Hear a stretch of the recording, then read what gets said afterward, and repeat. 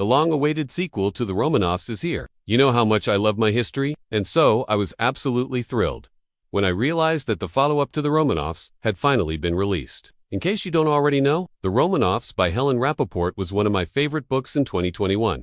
It was such a page-turning read. It picks up exactly where the Romanovs left off, with the family's flight from their temporary refuge in the Crimea to the safety of England.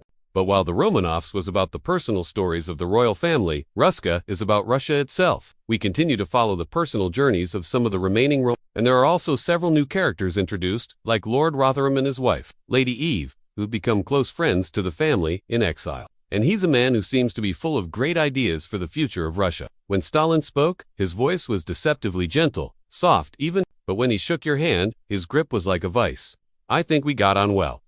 Like father and son, that's what he said, winking at me. We get a sweeping panorama of Russia and the Russians, both at home and abroad, and we see all sides of the story. For example, there is a vivid scene describing a pogrom in the Ukraine. We learn about shortages of food and resources, about military conscription, and about the toll that war takes on the civilian population. All of these things are relevant to our current situation, and it's important to remember that war isn't just fought on the battlefield. It affects every aspect of society, even those not directly involved in it. Pogroms were violent riots aimed at Jewish people, usually encouraged or even orchestrated by local authorities. I think it's supposed to represent the spreading of communism, or Bolshevism. I hope that RUSSKA will find readers as devoted and passionate as the comrades who helped bring down an empire and build a new. Rest of the characters are well drawn, and the plot moves at a brisk pace. This is a must-read for fans of Ken Follett and Philippa Gregory, and I think that's a perfect summary of this book. It's about the Russians and their devotion to their country and their beliefs. It's also about the desire for a new Russia, a Russia free from the shackles of the past. But personally, I didn't really like it. I think I liked the cover of the Romanovs better. However, the paperback version has a much better cover, in my opinion. It's simple, but it's effective. The front stretched for 400 miles, running through mud and water. There are many graphic descriptions of violence, including war crimes, pogroms, and executions. Additionally, there is a lot of discussion about sexual encounters, some of which may be considered explicit. If you did, please let me know by hitting that thumbs up button below. I'd also really appreciate it if you could subscribe to my channel and join my email list. You'll find the links below. I hope to see you again soon. Bye.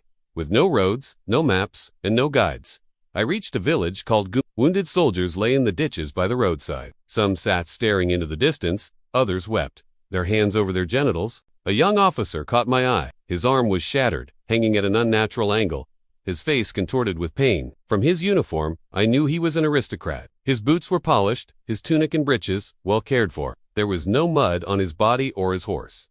He had probably been wounded while riding. How dreadful to die that way, I thought, choking back tears. An orderly came up to me. Will someone help me carry him to the next field hospital? I asked. No one will come, the orderly said, shaking his head. There are too many wounded. They'll die where they fall. I'm sorry. This was the first time that I'd actually read about pogroms in a book, so it was eye-opening to see them described in such detail. It's not just the Bolsheviks and their supporters who get a voice, but also the White Russians and their supporters. I would highly recommend it to anyone interested in Russian history, especially those interested in the Russian Revolution. It's a fast-paced read that brings to life this pivotal moment in world history. And we also hear from the British government and their secret agents as well. This gives us a really rounded and complete picture of this tumultuous time period. You are a Georgian, he continued, patting my shoulder, and I am a mountaineer.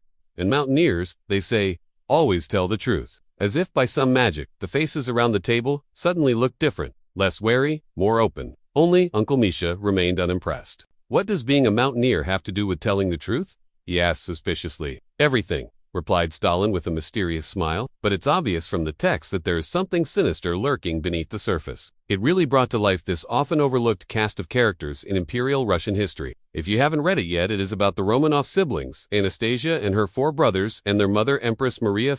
He manipulates people, uses them, and then discards them when he no longer needs them. And beyond, the epic conclusion to the story of the last Russian Revolution. The previous book was written primarily from the perspective of the female members of the royal family, and it captured their inner thoughts and feelings. This book is very much focused on external events, although we do still get insights into the minds of a few of the characters. This is a sweeping panoramic history of Russia and the Russians, drawing heavily on the personal stories of those connected to the royal family. During the years of 1915 and 1917, the last 2 years of their lives leading up to the Russian Revolution and the end of Imperial Russia. And now, just over a year later, we have a sequel, Rutherford's RUSSKA, As the jacket flap says, from the fall of an empire to the rise of a superpower. 1917, as always, there are multiple narratives which intertwine throughout the book. There's also the narrative of Sofia Dimitriou, who becomes the first woman to serve in the Red Army.